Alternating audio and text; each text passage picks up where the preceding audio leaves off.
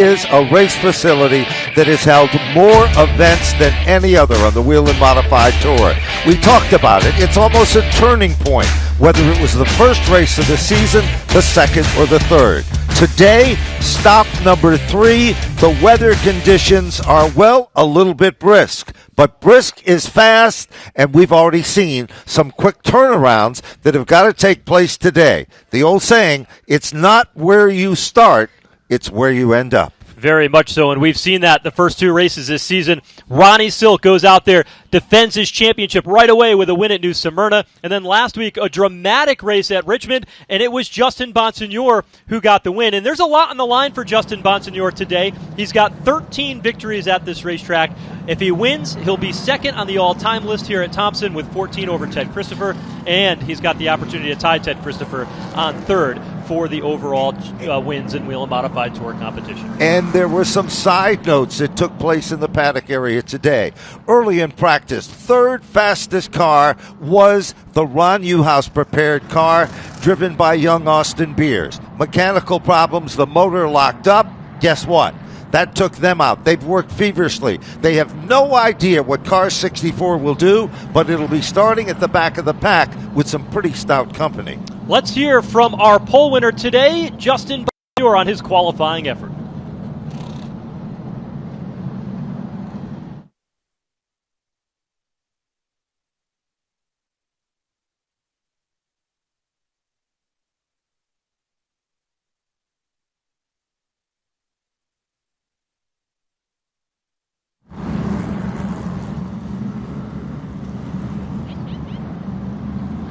All right, field rolling here. Let's take a look at the starting lineup for today's Whelen Modified Tour Icebreaker 150. Justin Bonsignore on the pole position with the 51, a 13-time winner here at this racetrack. Jake Johnson, one of the favorites to contend for the win here today. He'll start on the outside of row number 1. Craig Lutz will start third today, a 2-time winner at this track.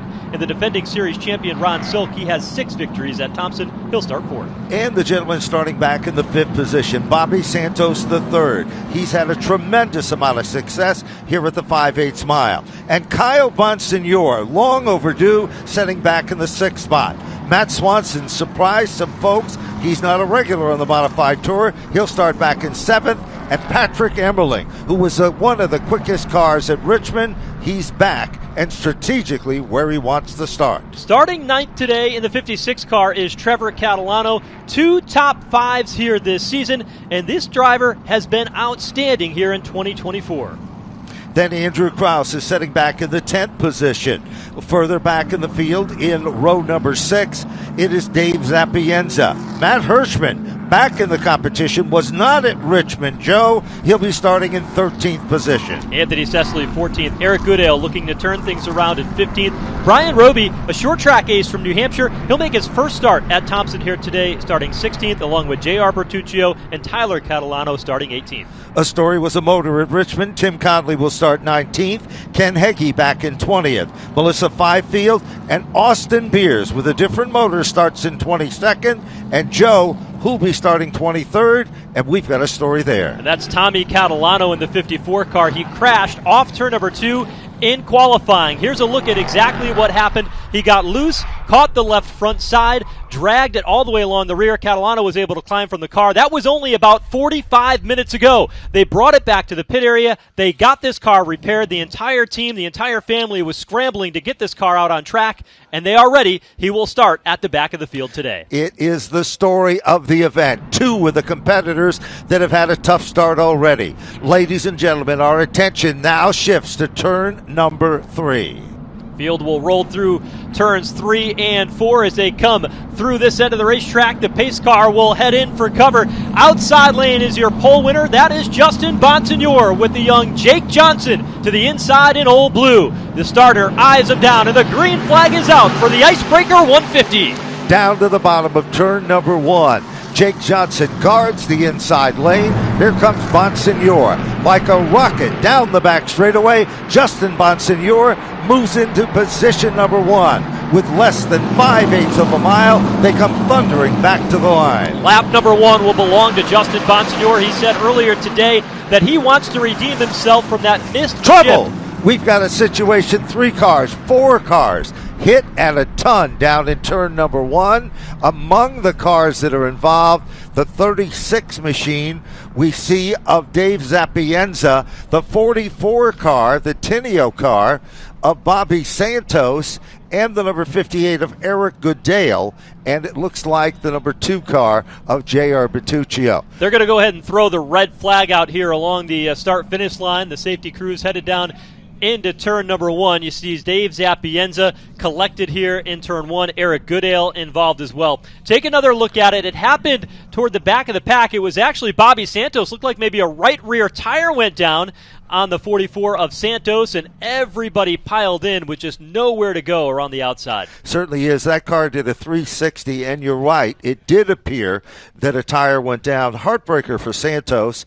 He drove a different car at Richmond. You remember that situation there, back behind the wheel of the Tineo car, and there is the driver. We talked about it before, of the Supreme race team, and they've just had no luck at all, Joe, whatsoever. No, none whatsoever, and the same could be said for Dave Sapienza. The same could be said for Eric Goodale. This is the third time in as many races that he has had this year and has ended up in an incident. So a tough way to start this Icebreaker 150. There is Eric Goodale dejectedly walking around the right side of his number 58. Well, Eric Goodale, as we've talked about so many times, he is a closer in the racing. Did not get off to a good start. You can see how dejected he is. He throws the harness back into the race car. Tough break for the GAF Riverhead Building Supply number 58. This guy likes to be consistent and smooth. Early in the race, the last 20 laps is when he puts on his A game. The Kraus family, of course, they run a facility in New Jersey, better known as the Wall Stadium, and they can't seem to find any luck or the horseshoe at all as he takes that long, dejected walk back down to the center of the infield. There is Bobby Santos in the curb fire suit, heading back to the infield care center to be checked up there. Heartbreaker for him. Very talented, versatile driver. And, of course, the number 44 car has just not got off to a very good start this season whatsoever. Let's take another look at what happened in turn 1. Keep an eye on the black car in the inside lane. It's Bobby Santos as they went down into the turn. There was a bit of contact on the straightaway to the right side of Bobby Santos' tire and the left front of Andrew Kraus. Soon after that, the right rear tire went down, skated across the racetrack, and multiple cars up there in the outside lane. The preferred lane here at Thompson really had nowhere to go. No, absolutely not at all. Matt Swanson dove to the inside. We'll see if we can get another look at that situation here. And as things stacked up in the upper lane, it was a heartbreaker. And there is Kraus taking that long, dejected walk down on pit road. Joe, it's hard to believe that before we get even settled in at the start of this event, that we would be under a red flag situation. Brian Vance and, of course, Jimmy Wilson in charge. And there is 2 of the drivers that were involved in the situation discussing what happened and what occurred there as well. So not off to a very, very good start. However, Joe, we saw, even though we only had 1 lap into the record books, we saw how strong that Jake Johnson was on the start. But the car that is prepared by Ryan Stone, the number 51 car, the Phoenix Machine, we saw how strong that car was getting in what we called in the old days forward bite. He came off that turn, stepped on the gas, and it launched. And that is just a sample of what we're going to see for the rest of the 149. We alluded to it earlier. Justin Bonsignore today has a lot of history on the line. Right now he is tied for second with Ted Christopher on the all-time win list, the Wheel and Modified Tour here at Thompson. 1 victory more. He'll have 14. The man who leads that, the late Mike Stefanik. He's got 15 correct. Victories here at Thompson. The other thing that Bonsignore is going for here today is an opportunity to tie Ted Christopher for the all-time win list in the fourth position. A couple spots back, it'll be his 42nd career victory if Justin Bonsignore can get it done. And you look at the career that he has had. He's had a lot of success at tracks like Riverhead, but here at Thompson, this is where he's made his name. This is where those championships were won. Justin Bonsignore has this racetrack figured out. He certainly has. And, of course, you have to give credit to Ryan Stone. There was a time at this racetrack before Ryan Stone was known as the top crew chief, he competed in what we called here the limited sportsman division. He had a title run at a championship at this racetrack. He moved down south. He worked for Southern Cup teams before coming back up north, and he found an impressive opportunity here. Let's hear more on the story in this most recent incident. Let's go down to pit road and Jesse Punch. Eric Goodale and Tyler Ripkema, two of the drivers involved in that incident there on lap 1, both okay, but very frustrated. Nothing they could have done about it, just victim of circumstance. But when you get in an issue like that on lap 1 here at Thompson, definitely walking away disappointed. Well, you can understand the disappointment, Joe, because they didn't get off to a very good start, less than 5/8 of a mile. There is, we were just talking about Teddy Christopher. There is the Dave Zapienza number 36 car. Now, there's a lot of history. You all know the story that Dave Zapienza was a drag racer. Most people start to be a modified driver at a young age. He never even went to an oval track race, even though he had a very successful business in Riverhead. Then he decided to buy an oval track car and compete at Riverhead and went on to the Whelen Modified Tour. And he's done quite well. This car is a tribute car to not only Teddy Christopher, the gentleman with those unbelievable stats you talked about a few minutes ago, but it is a credit to Eddie Whelen, who owned Teddy Christopher's Whelen Modified Tour Championship car. That's why it's the red number 36. And the car they ran yesterday even said Teddy Christopher on the roof. 2008, the only time Ted Christopher was able to secure a championship. His last victory driving came at this racetrack, yes, and it was in what they called the SK Sunoco Modifieds here at Thompson Speedway Motorsports Park. It was a black and red number 79 that he won here. That was the final race he ever won in his storied modified career. Certainly was, and of course, you have to remember he won a national title at this racetrack too. We talk about the history of this grand race facility. It's had so many different names over the years. It was Thompson Speedway, it was the Big T, it was Thompson International Speedway, and now we know the current name of that. Over the years, John Honig, we know the story how it started out as part of a farm. The neighbor's farm was a real veteran who enjoyed and loved road course racing. The two farmers got together and they built part of what we see here today.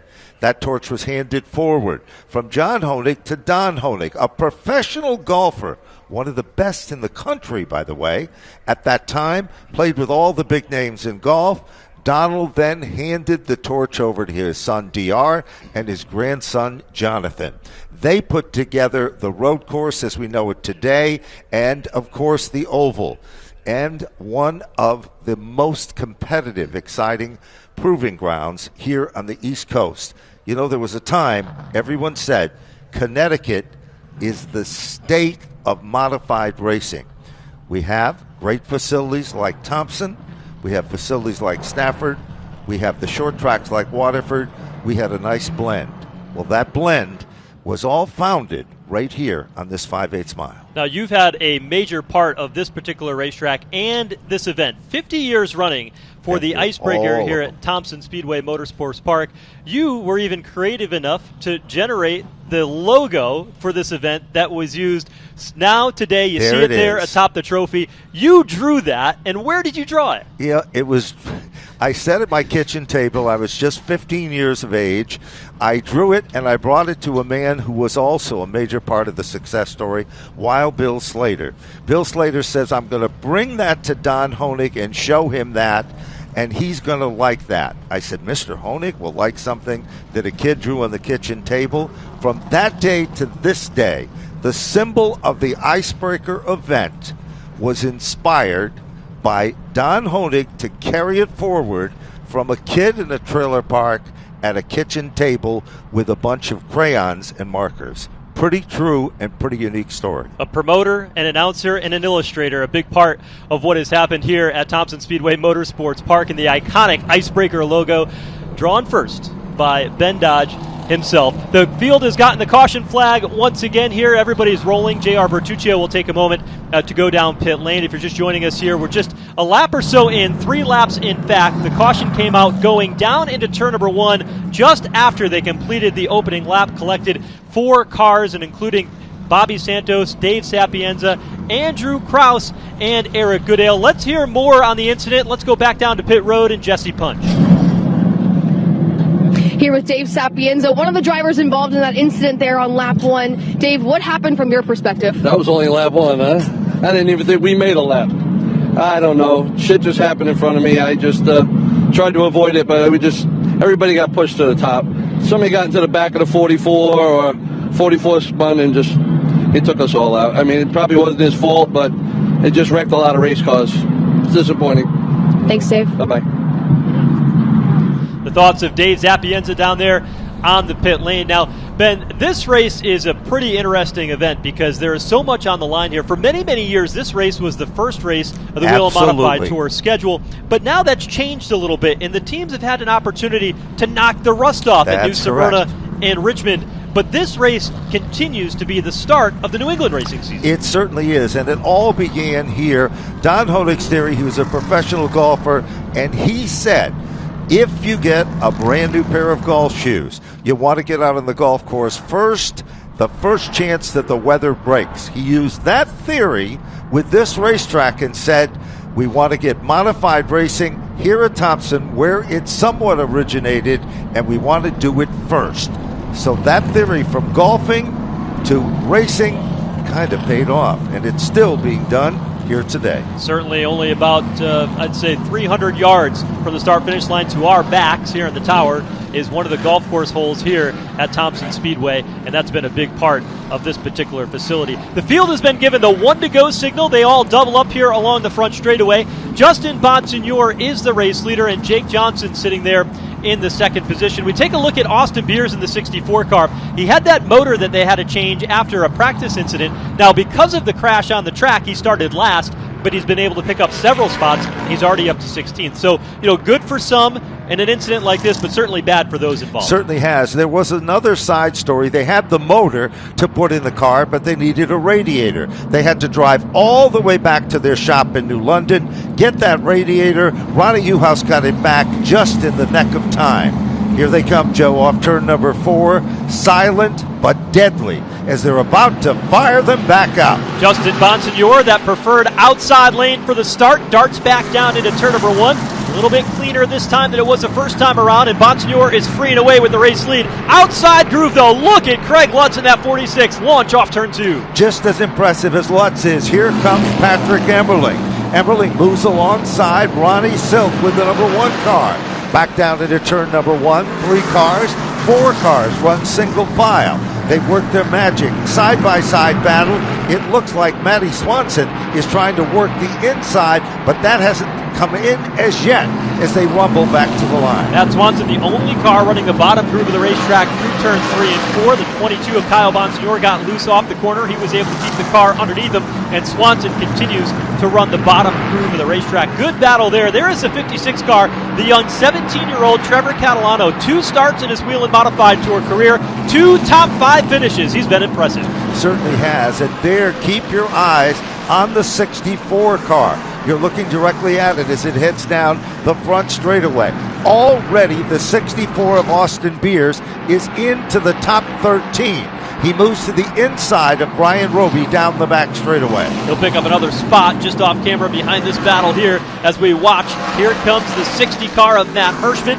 Up front, though, the battle continues to rage on. The 89 of Swanson. He'll have to settle back in line behind Tyler Ripkema. Now, the battle for the race lead is Justin Bonsignor in the 51 and Craig Lutz in the 46. Now, Craig Lutz, he has gotten a brand new perspective on life. He left the 82 team when Danny Watts retired at the end of last season, and boy, this 46 team looks very strong in 2 races. They certainly do.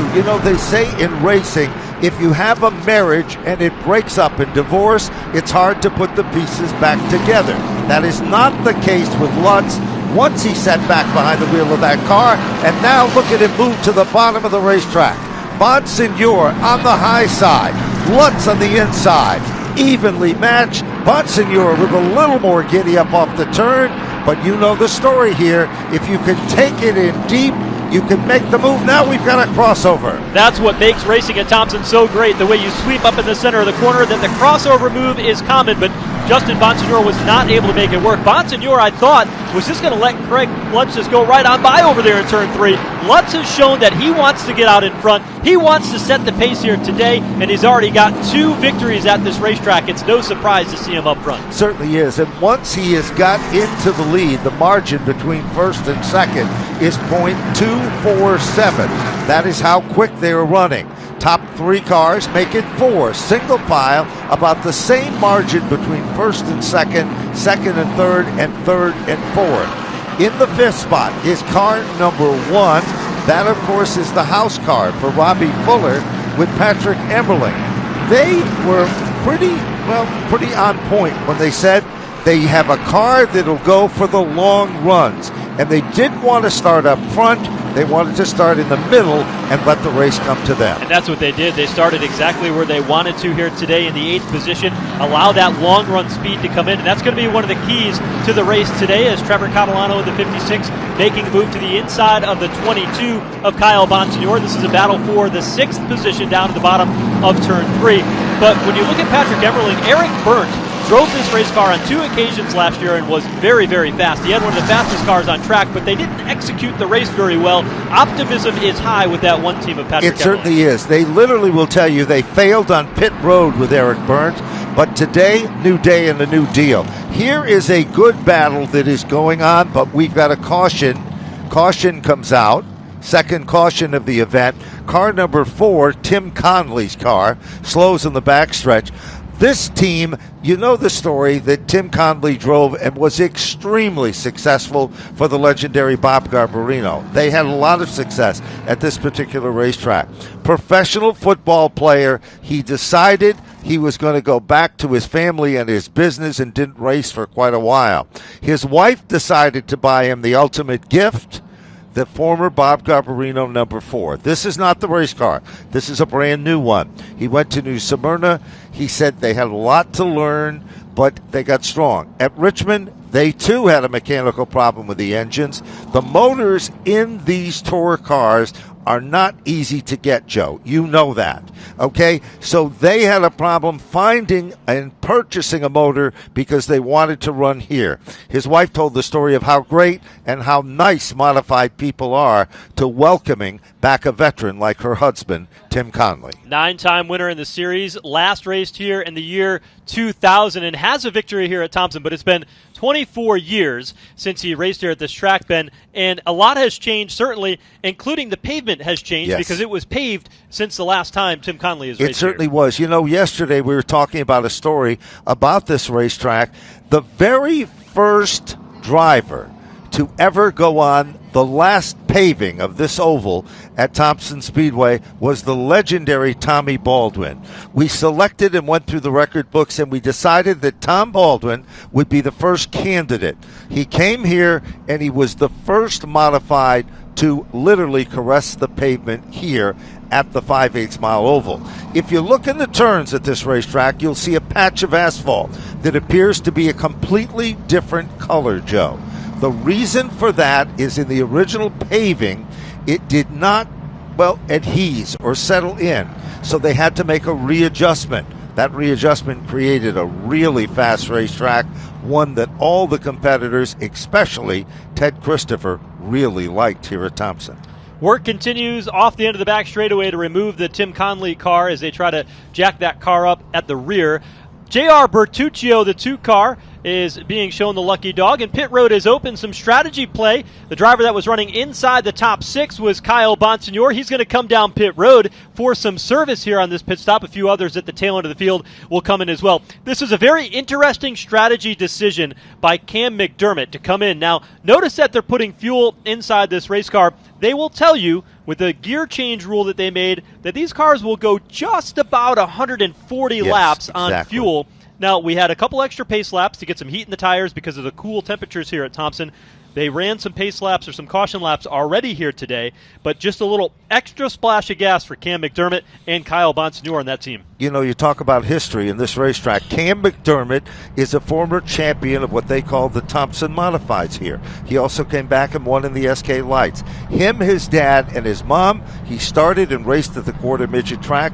They live right over the hill in Rhode Island here, and what an impressive. Started out as Woody Pitcat spotter, went on to be the crew chief of both Woody and for this team, and he is highly respected as one of the best in the business. Cam McDermott, crew chief on that 22 car, said earlier today, he said, you know, it's a little bit unique when you run this race at Thompson. Traditionally, the icebreaker in the World Series, which is run here in October, are 2-day events. Yes. You practice and qualify on Saturday, you go onto the racetrack cold when it comes to Sunday afternoon's competition. But it's been a little bit different here today because today it was an abbreviated schedule. Everything was planned for the same day. We qualified only about 45 minutes before the green flag. Cam McDermott there on the left of your frame down on the pit lane, the crew chief of the 22 car for Kyle Bonsignore. But, you know, that changes it because yesterday the track was washed away. Rain was here, green racetrack. Yesterday afternoon, the Monaco Ford Tri-Track Series was about ready to take green. It missed it on and off. The only corner of the state of Connecticut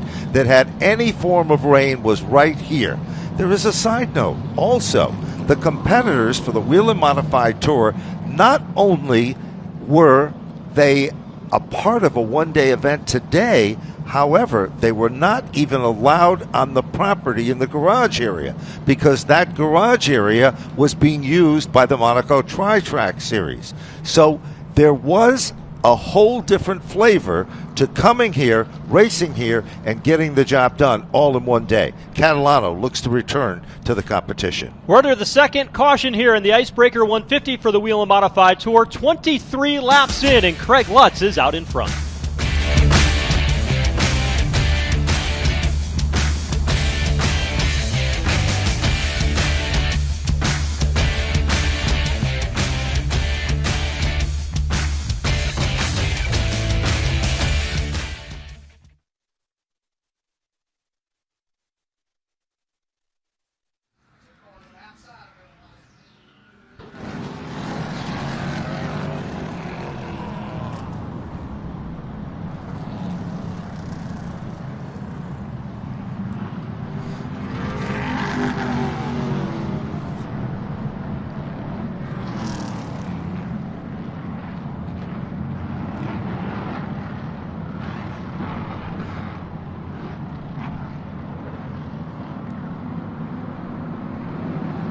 Getting ready for the restart here at Thompson. The pace car is in as they roll up off turn number 4. The green flag is back out here at Thompson as they rumble onto the main straightaway. There's no question about it. Almost like he gave the leader of the pack Lutz a power assist.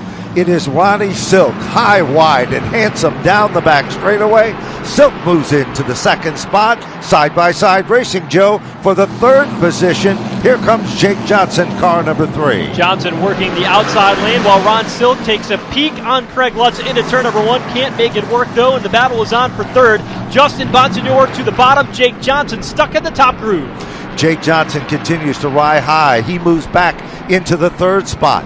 Here comes the young Catalano, Trevor Catalano. Trouble now. Off the turn, Swanson. The 56, just as we said it, all of a sudden drops off the pace. Header pipe smoking for that 56 car of Trevor Catalano, and what a tough day it has been for the Catalano family. They had a car that crashed in practice, and now the caution flag is out. Undoubtedly for the 56 of Trevor Catalano, continues to smoke down the back straightaway. What a tough break for this Catalano family. Unbelievable. A crash in practice, and now what appears to be an engine expiring on this 56. And the worst part of the heartbreaker of all of this, every single time their cars are quick, they're fast, and they're running up front in the competition. So what a heartbreaker. You know, we're looking at timing and scoring, Joe, and we're seeing that Austin Beers has moved into the top 10, currently in the 8th spot with the number 64. Matt Hirschman is 1 spot ahead of him in 7th. Let's take another look at it here. You see a bit of contact between the 56 and Justin Bonsignor, and right after that, you see the smoke coming out the right bank of that header pipe for the 56 of Trevor Catalano. He has now brought that car back behind pit wall. His day apparently done for the young 17-year-old driver. You know, there's an old saying. They say just before an engine lets go, it goes its best. And we saw that car really running strong and at its best.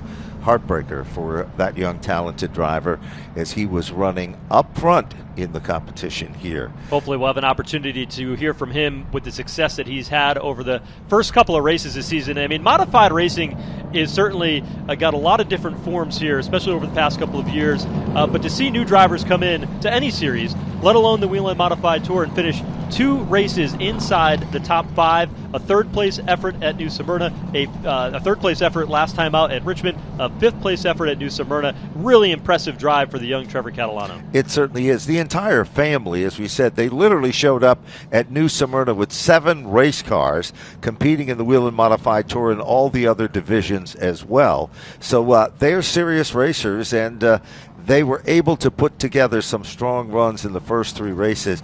You know, when we talked to people in the garage area, the crew chiefs, the drivers, they all said one thing.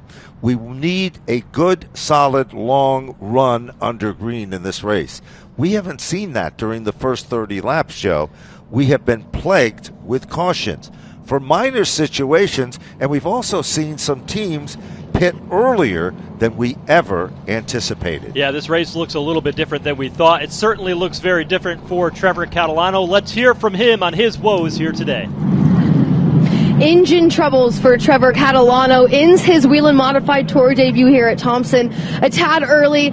You had such a strong start to this season. How disappointing is this run today? Yeah, you know, it's really disappointing. We were working our way through. We were up to 5th, and the car was actually really good. You know, we didn't really expect to be that good there. We figured we'd drop back a little bit, just ride and try and save our tire. But, you know, we were working our way forward, just trying to stay out of trouble. And, you know, coming out of the 4 there, just shut off on us. So, it sucks, but we'll regroup and hopefully be back from a knock. You told me pre-race that you were using this run to learn as much as you can about this place, Thompson Speedway. Were you able to learn anything in those first 20-some laps? Yeah, you know, we worked a lot on trying to figure out how to pass and slide jobs and whatever else happens here, you know, and I think we figured it out a little bit, you know, and we got a good notebook to come back at for the following races here, and hopefully we'll have a better run. Thanks, Trevor. You're welcome. Lots of Trevor Catalano, tough break for him. It sure is. It really is. You know, for the fans that are watching on Flo, they just talked about a slide job. And I think here at Thompson, this is one of the racetracks that is patent pending for a slide job. Joe, let's explain it to the listeners at home. This racetrack has the ability to go from the outside lane down to the bottom lane very, very quickly, and it creates those crossover moves. But sometimes to be able to complete a pass, if you go into the turn, you got to dive bomb early on the bottom, come across and sweep across the nose of the car that you're trying to pass, and that sometimes creates that slide job. It certainly does, and sometimes just enough finesse to bog the car down can make all the difference. Right now, we've re-racked the field. The Whelen Modified Tour is under green to the bottom of turn number 1. Ronnie Silk put the car to the bottom, car number 16. But here on the outside, Bonsignor is back on the roll, and here comes Jake Johnson, car number 3. Jake Johnson goes to the outside of Ronnie Silk, but Silk walked up the racetrack, and Johnson now going to lose a couple of positions. Here comes Patrick Emmerling rallying down to the bottom in a bid for the 4th spot. Is Emmerling trying to move inside the top 4 for the first time today, but that outside lane, so much momentum here at Thompson when you can roll the top. Certainly was, and right there in that front pack of cars, it is car number 64, Austin Beers. With 35 laps in this race, he has passed more cars than anyone else in the field. Beers is now in the top 5, and he isn't done yet. Might be a backup motor, but I'm going to tell you, it's a supreme engine because it's getting the job done. The drama from 1 week ago between the 3 car of Jake Johnson and the 64 of Austin Beers. Those two came together early. Johnson getting into Austin Beers, and it ended Austin Beers' day just 13 laps in. He said, I'm going to name this 64 car the Avenger, and he has had no good luck here today, and he is certainly avenging what has been a tough race at Richmond and a tough race so far here today. brand new engine, never saw the racetrack today, and now he's inside the top 5 after starting last. He certainly is, and as we said before, he is closing up the gap on Jake Johnson again. A few minutes ago, we saw Patrick Emmerling contending among the top 4. He has dropped back down in the field to the 7th position. Another individual we got to give a shout out to is the number 89 car for Matt Swanson. Swanson doesn't run all the Wheel and Modified Tour events. This is his own race car. Gary Casella and the crew from the 25 are all a part of that success story here today. Battle starting to heat up for the second spot. It's weird to say that, for the second spot with Justin Bonsignor and Ron Silk, because they have been 1-2 all season long. Today, Craig Lutz trying to change that narrative, but it's Justin Bonsignor who is second, third for Ronnie Silk, and Silk continues to put the pressure on the 3-time champ. Certainly does. You know, there's an old saying, you can run in the tire tracks of the car in front of you, and that is exactly what Ronnie Silk is doing behind Justin Bonsignor. Watch how he can reel him in, then off the turn and into the next turn, a whole different scenario. Further back in the field, we've got some more action happening, but right now our attention is on second. Silk took a peek to the inside, car number 16, but Bonsignor just shook him off as he continues to hold on to second. Silk searching for more speed, searching for more grip in turns 3 and 4.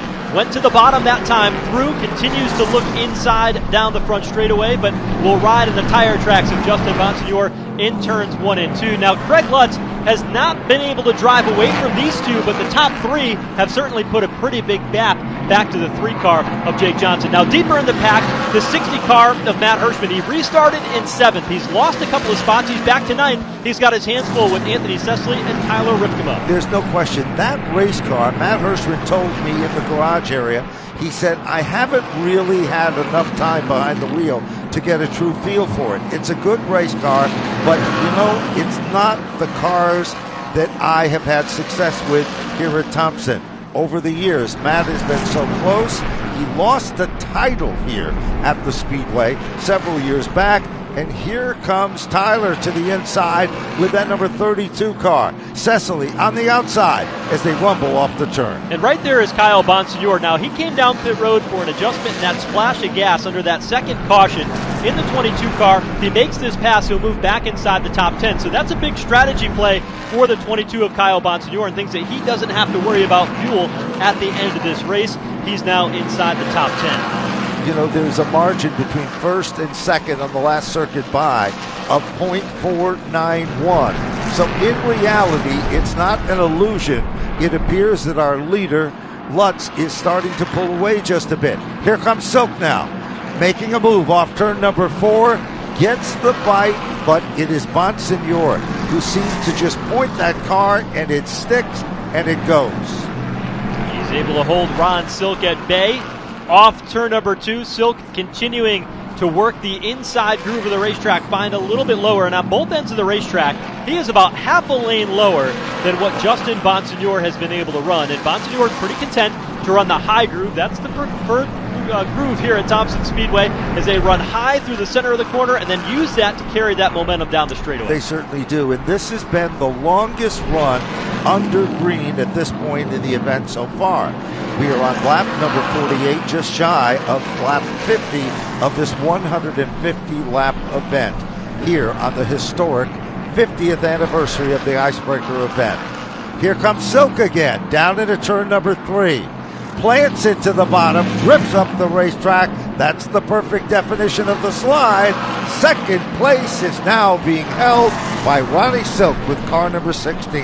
Nice job by Ron Silk to be able to great position down to the bottom of turn 3 that last time through. Justin Bonsignor early on, as we just hit the lap 50 mark, not going to contest that spot this early in the event. He'll settle back into third as Craig Lutz continues to open up the advantage. Now, we saw how long it took Ron Silk to find a way around Justin Bonsignor. You can see already he's already cut the distance between first and second in half. He's starting to track down Craig Lutz. He certainly is. He's getting settled in and developed a great rhythm here at this racetrack as he continues to close up the gap, and he's closing it up rather quickly on the leader, Craig Lutz.